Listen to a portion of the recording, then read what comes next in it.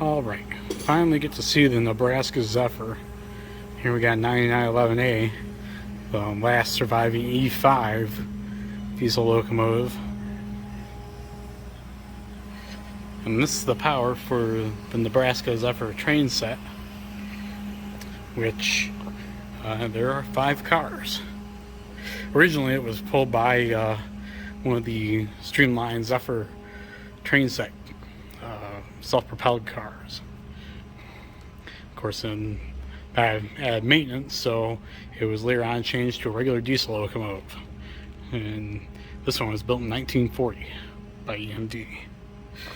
And unlike a lot of others, it has the Bud grilled sides on it, stainless steel sides that the cars have to better make it into a piece of the train set, even though it can still be coupled and uncoupled with it.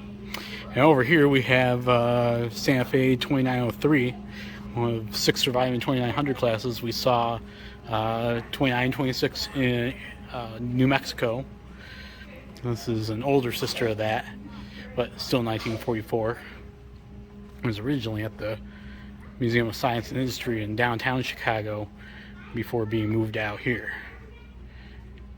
Currently there's some work being done to it to cosmetically restore it. The Nebraska Zephyr still operates, just not today. It's kind of too bad because I would like to ride on it. The 2900 classes also had the largest tenders of the 484s. As I am aware, it's got 2 8-wheel trucks under it to support the weight of the oil and the water it needs for longer distances. Here we have CB&Q 3007, which is a 464 Hudson type locomotive. And then it's being worked on, well, it has been worked on for cosmetic restoration recently, it looks like, although there's some spots that are showing through.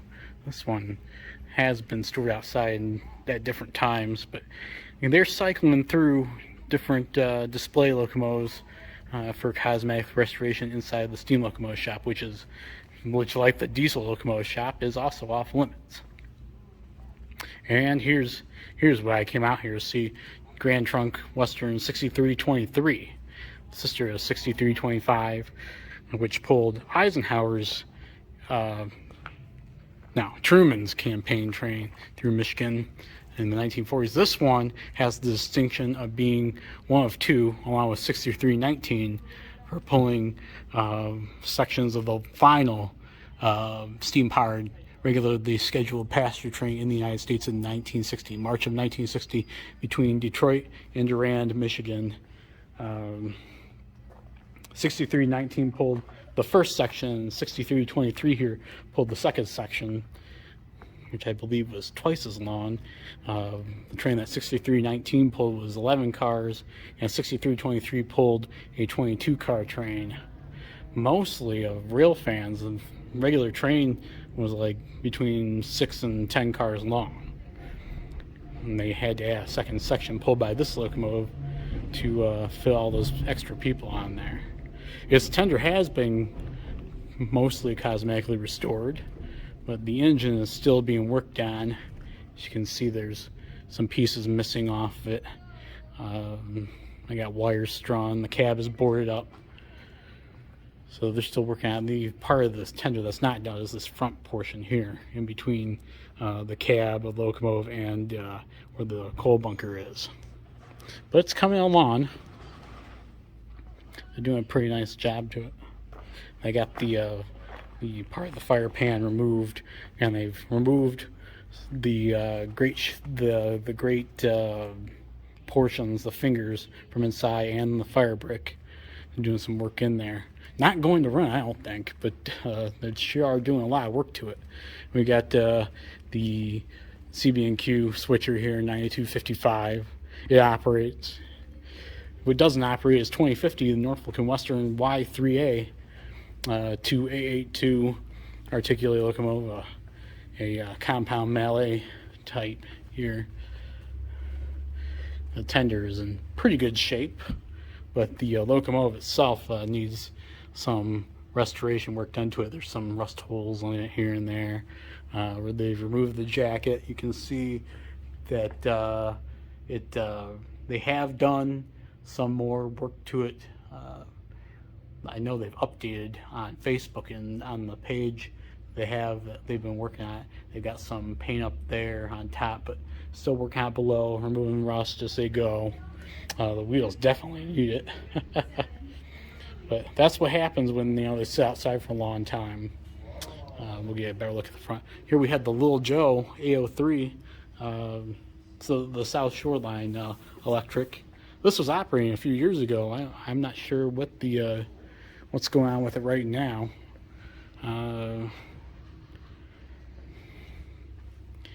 But it has operated here in recent years.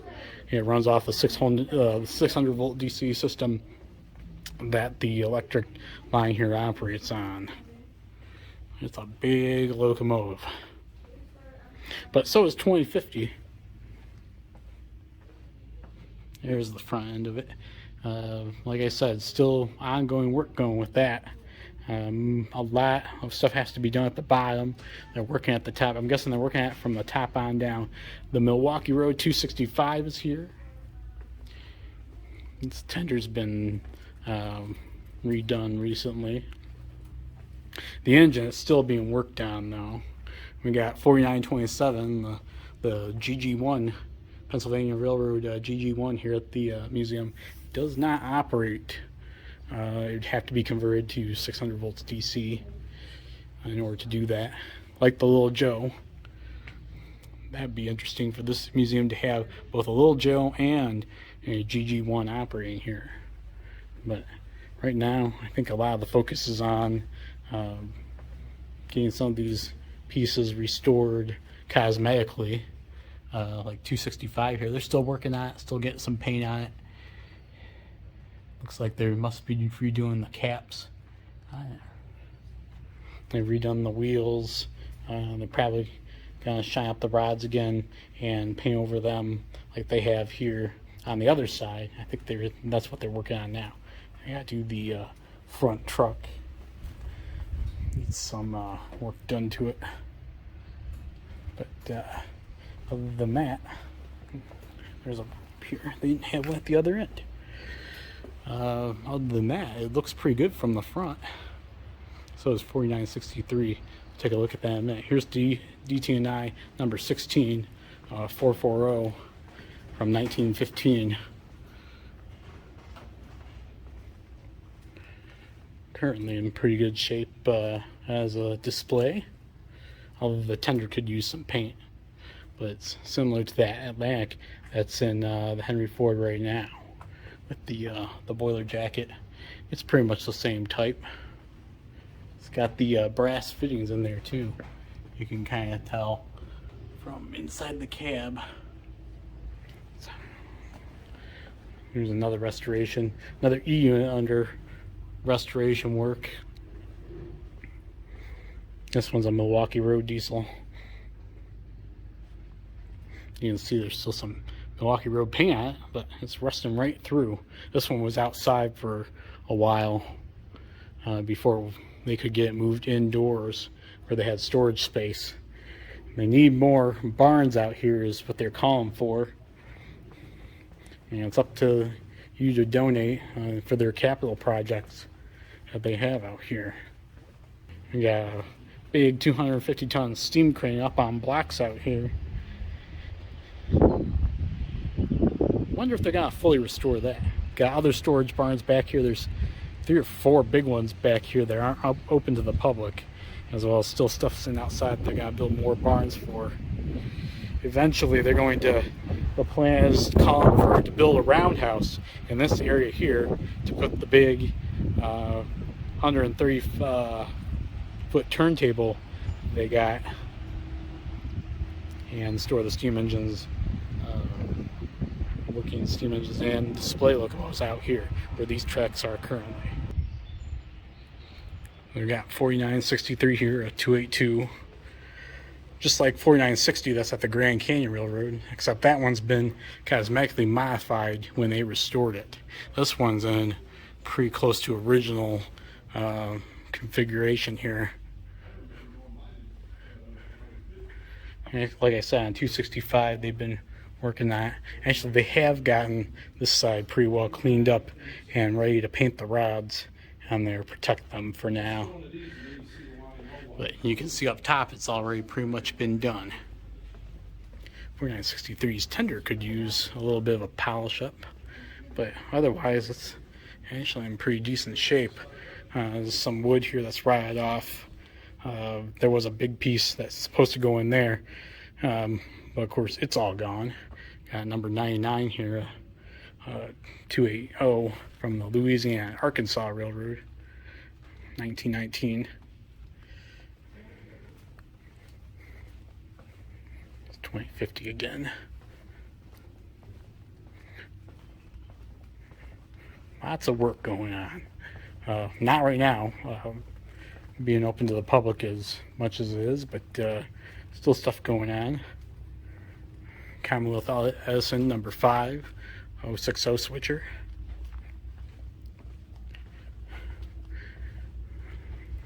It still has the jacket on it. I'm not sure what their plans are for it. It's actually in pretty decent shape here, at least compared to some of these other locomotives out here.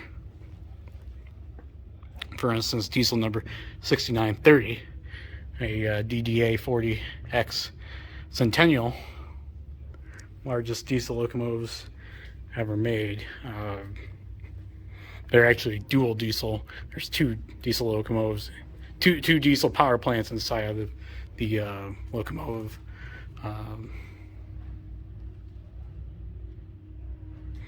Just none of them operate, but 6936, which is currently down and is being donated by Union Pacific to the Silvis, Illinois restoration facility that has been bought by Midwest Heritage, which owns Milwaukee Road 261, currently in Minneapolis, Minnesota.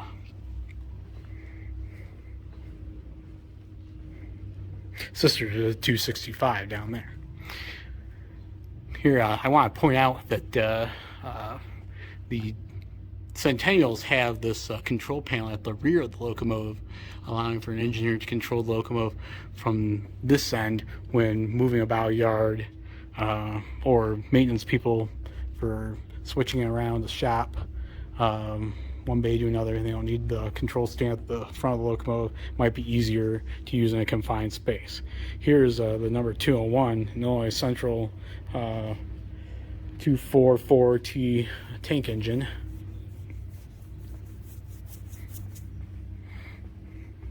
It's in pretty decent shape.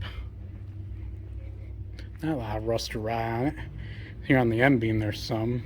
Of course, the M-beams usually get the most deterioration, steam locomotive in anyway.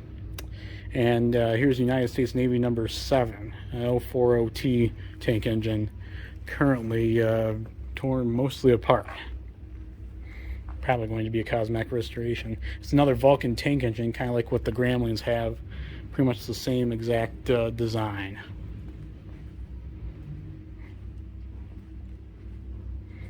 Then finally, we got this steam locomotive here.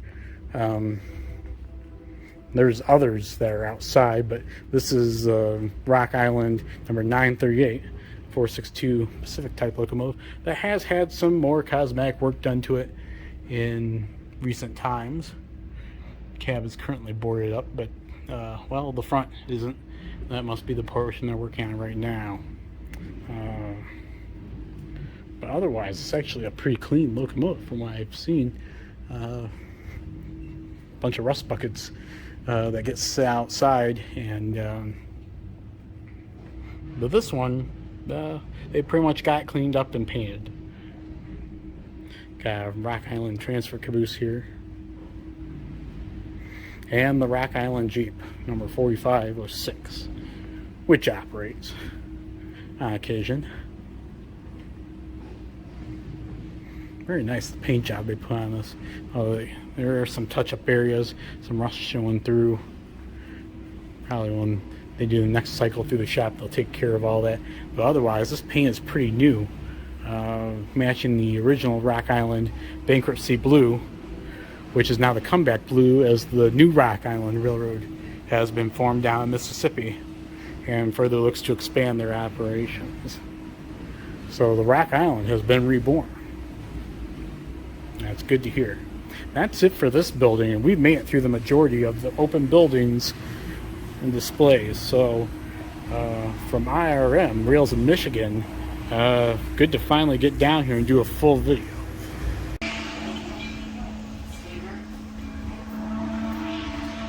He's way over there, Dad. Yeah. But I think you can ride that today. Yeah. Yeah, we've ridden enough, so, but I just need to get some good pictures. Yeah, he's fun.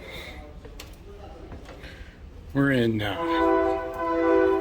car barn number 8, which has some of the historic passenger cars as well as some freight car displays here, and the plow that you just saw down there.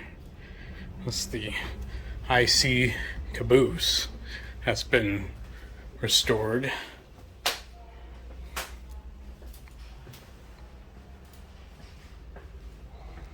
See a cupola up there. And the special door inside.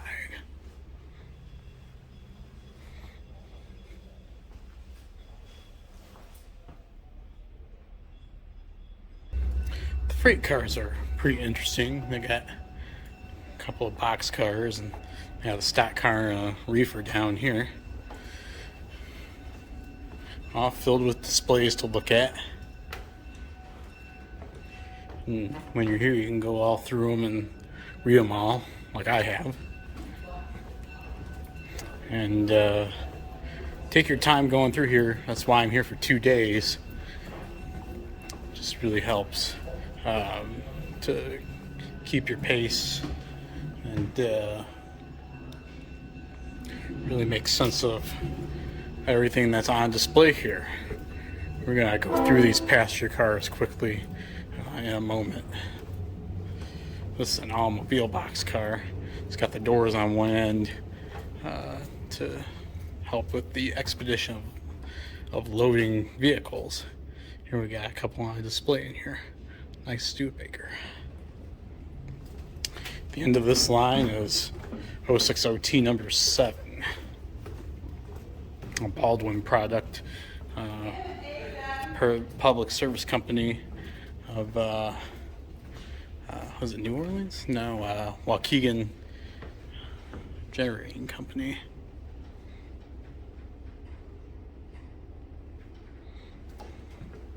Very nice looking engine here. It's not operable, but it is being cosmetically freshened up. Actually, they're kind of in the middle of it. I see some can of Rust-Oleum paint on here. Now, Rust-Oleum is very general paint to put on there. I recommend it though, but you can get an off-brand paint like Exo Rust or whatever your local hardware store sells. But it's all in the prep and application of the paint. We're gonna go through some of these cars here. 4 of them are part of the operating collection here. There's actually 8 altogether in here now, and there's other heavyweights, different train today, which you saw earlier. And Nevada Northern car number 10 is off limits on the inside, but you can still peek in the windows here. The Santa Fe car, which is a lounge slash crew dormitory. It's the lounge section of the car.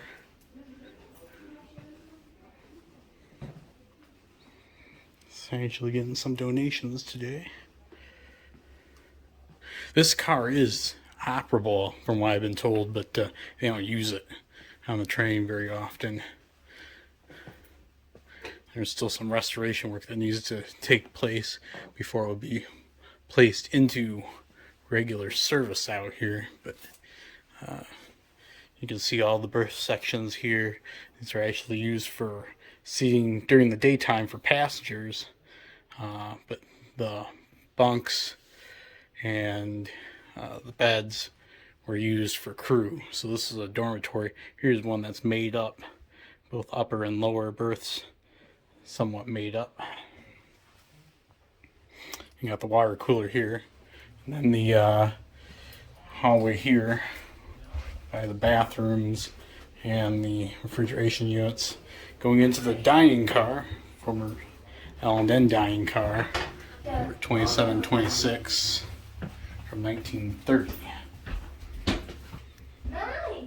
Starting off at the end door here, going down the hallway, separates the passengers from the galley, which is what this wall is on the right side. Got a closet here and the ice bunker refrigeration units here in the preparation area, and the actual galley.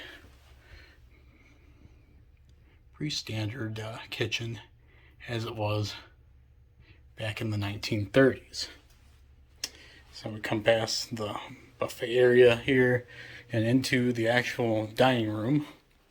And this one is separated between two on one side and singles on the other. So couples would have a seat on this side, and then you could have two couples together, or a family on the four-seater tables. And this board describes some of the cars still needing donations. Actually, they all need donations, but some of them are pretty close to restoration as opposed to others.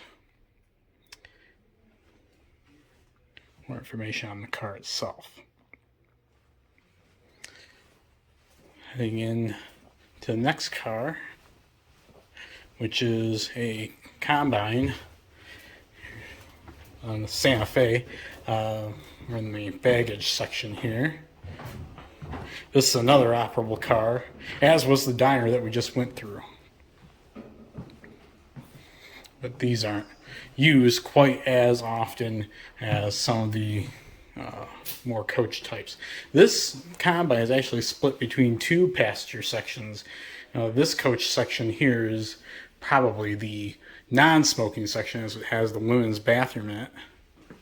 And then the section back here would be smoking, and that's where the men's restroom would be. Of course, they have the flip back seats that you could reverse them to reverse direction on the train.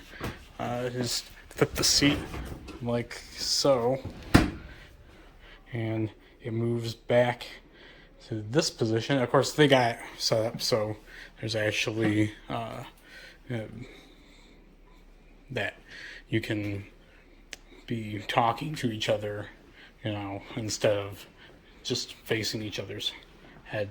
But yeah, so that's basically what it is here. We got a thing for cups here, as you can see, Dixie's up there. The water cooler is back here. There's one on this side and one in the non-smoking section.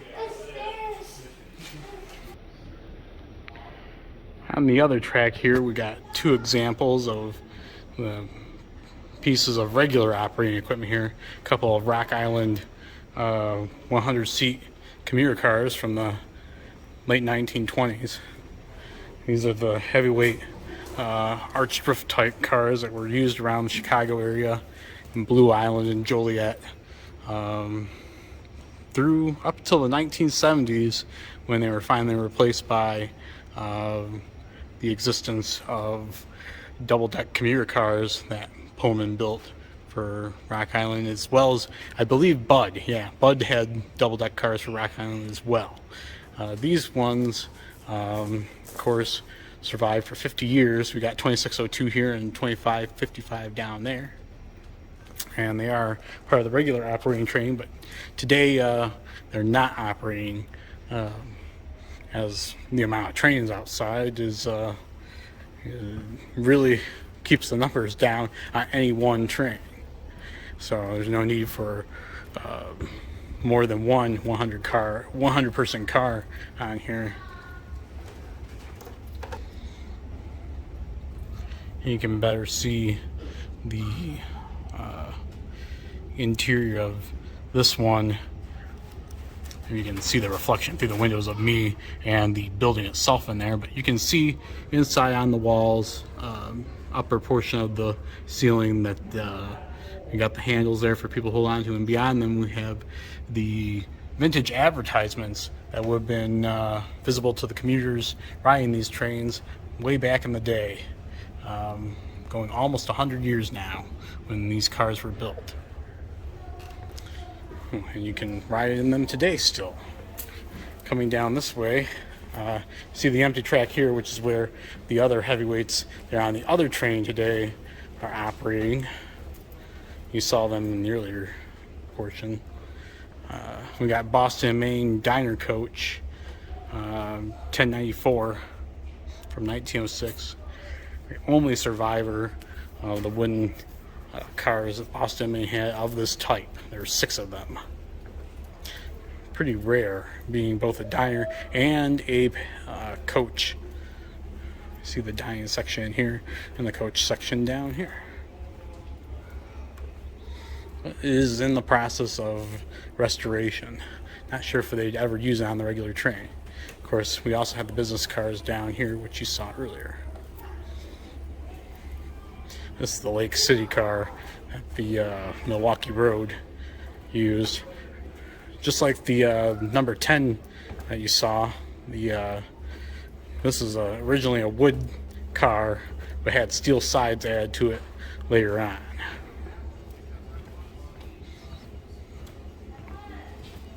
Gonna go out to the other barns now. Looking into barn 4, this is the electric car shop. No admittance because of all the stuff going on here. This is where they work on the electric cars. As you can see, this one's being in the middle of restoration. But cars like these, the L Transit cars, are operable. Many of them are operable. I'm not sure if this one is one of them. We got one down there that appears to be one of the operable cars in service. And then we got other pieces over here, like this one, in storage. And of course, parts.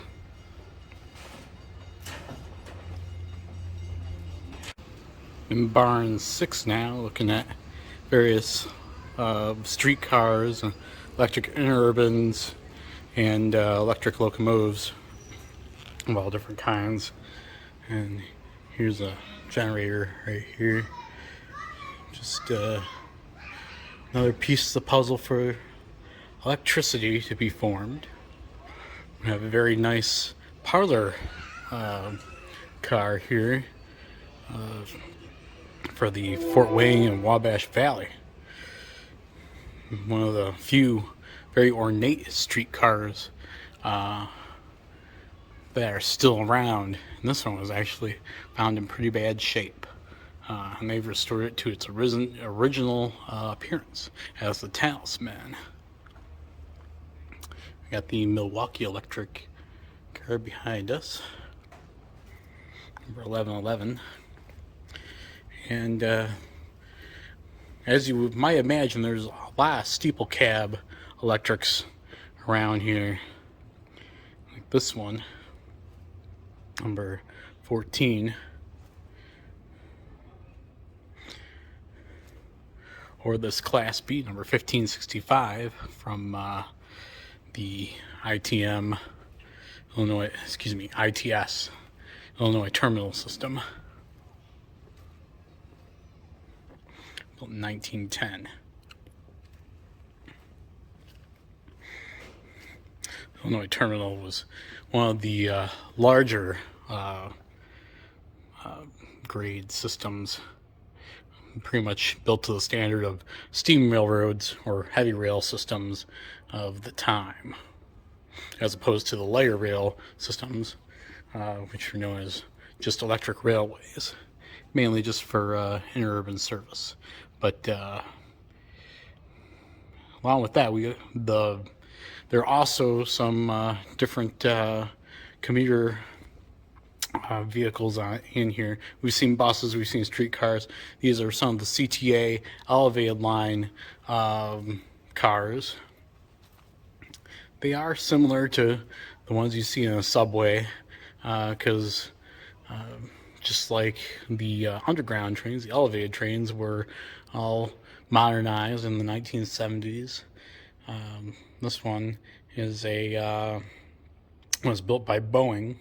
It's a married pair, so it's actually two cars together, and was operated until recently on the CTA elevated lines in Chicago. And being that there's no third rail out here for the shoes to work on these cars, or any of the third rail operated cars, they've been fitted with trolley poles to take power from the overhead lines. So yes, they do operate. Here's the North Shore car, the Silverliner. It's hard to get footage of all these cars inside the barns. You can get pictures from far off, but it's kind of hard to get these the right way. I really like this car. This is nice. It's actually a combine car. Yes, light rail lines had them too. Here's another steeple cab electric car. Excuse me, electric loco.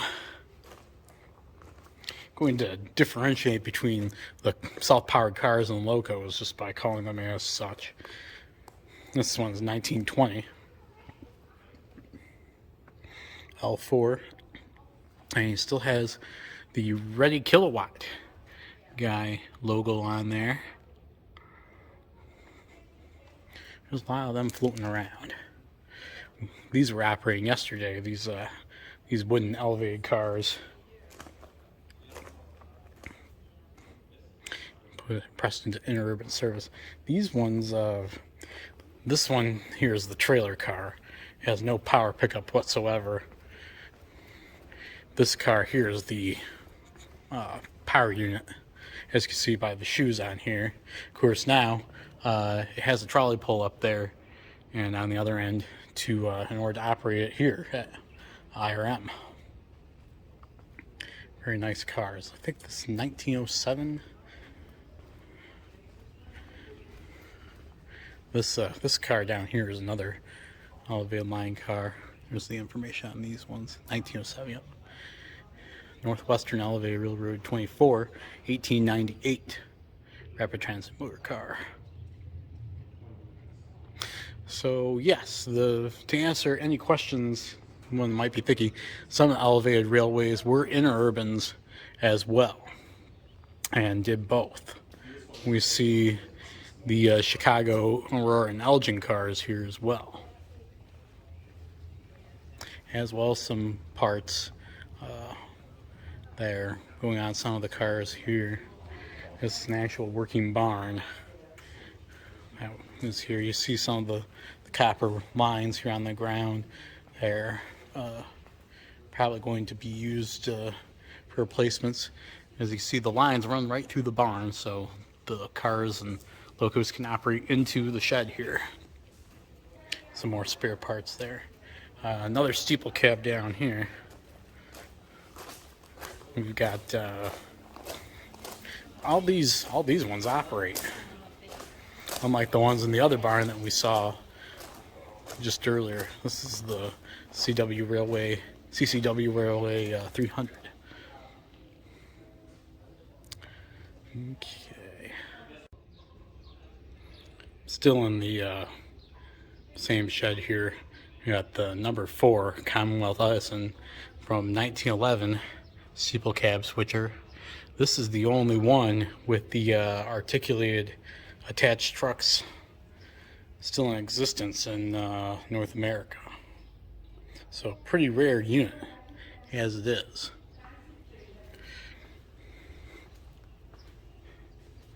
Beyond that, we have the 604, one of the it's surviving North Shoreline catenary MOW cars. And you can see there's the equipment up there, like the ladder, some poles, and a walkway for workers up there. Of course, we got a badge compartment down here to haul tools and other pieces. It's used out here to, of course, work on the catenary lines. It's one of the few examples of one of these cars left in operation. Beyond that, we got some Illinois Central interurban cars used on the IC's electric lines radiating out of the city until they were modernized.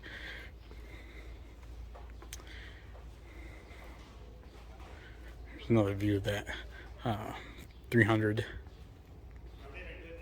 All the information you need on that. We got Chicago Elevated 1754 here from 1906. This one's just as pretty as those other ones, the other wooden ones on the other side. Just different colors. Now, we saw the catenary car from North Shore. Here's the one from the Northern Indiana Transportation Commuter Transportation District. Trying to say that 10 times fast. Car. So this is the South Shore line car, and that one also can do work here on the line as well. And there's also actual South Shore passenger cars. South Shore was one of the lines that was built to steam road standards, so they could haul regular freight as well as connect passenger trains as well. Here's another car that's in need of restoration. Some of the ride parts are covered with pieces of metal that are also now rotting, probably because it didn't cover up any of the water damage that caused the wood to rot. So this is a car that will need to be redone. It appears to be a baggage car. And beyond that, we have a South Shore caboose, which is open for tours. Number 1003.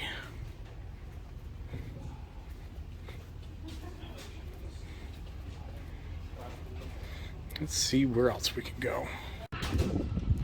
Next barn here is mostly dedicated to trolleys and actual light rail vehicles, as opposed to fuller size interurbans like you saw in the other one. But that doesn't mean there's no heavier stuff here. Here's some more CTA equipment from the Elevated. But there's also some MOW work cars, like this side dump motor here, as well as the famous North Shore Electroliner, which now runs again, but is currently having an interior restoration job done, new seats applied, and interior wall, I think either painting or other work done to it. So, but it's pretty soon to be just as good looking on the inside as it is on the outside. But very nice mini streamliner as it is. It's really nice to look at, admire it.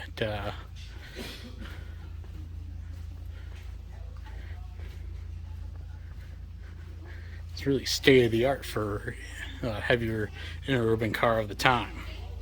It's actually a 3 separate unit articulated train set, so and Now, when you actually down, go through it. Wait, let your parents go first, because you know why these stairs are really steep. We got some more steeple cabs down here too. But before we go through the Electroliner, we got one of the few pieces of snow. Actually, there's two former pieces of snow removal equipment from Chicago Street Railways down here. Here's a Chicago Surface Lines coach. But here's the big brush. Here's a single truck unit used to sweep lighter snow from the streets, especially from the tracks. And the only Chicago Street Railways plow still in existence.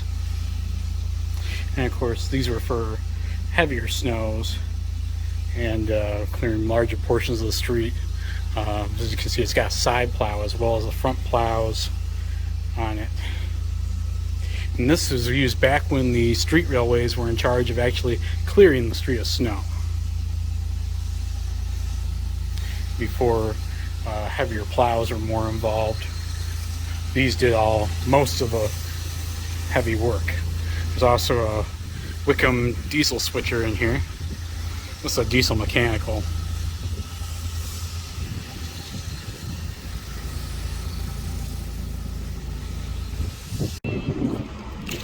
Also, you come out here to make sure you see, like I said, the outside displays. Got the Union Pacific Rotary snowplow, the steam-powered one that was recently restored. That's on display out here. We got the Union Pacific number 18 gas turbine electric locomotive out here, as well as other cars and locomotives on display like that Fairbanks Morris right there. And we also got the historic diner and the annex, which is actually the dining hall. So they're working on the Main Street project, which needs a significant amount of money to be finished. There's they got a group of buildings right there. They're gonna have a two-story entrance building, one side being the street buildings and the other side being Union Station. It has an actual entrance to the museum complex. It's been a great weekend. In the other car, but as you can see, like you said, dude, this is where we store stuff from that car. That's probably scrap.